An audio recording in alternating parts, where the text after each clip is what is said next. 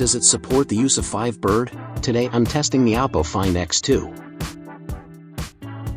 If unsure whether the phone supports Firebird, you can download the app to verify before buying Firebird card. The app download link is located at the bottom of the official website, or you can directly download it from Google Play. Open the app and log in using email or sign up. View the supported card slots on the home page and device info page. Received a Firebird card with installation steps, customer service contact details, and a QR code for the official website. Once inserted, wait for the app to refresh. Click the right bottom icon, Support Scan to download eSIM, and manage the installed eSIM by swiping left.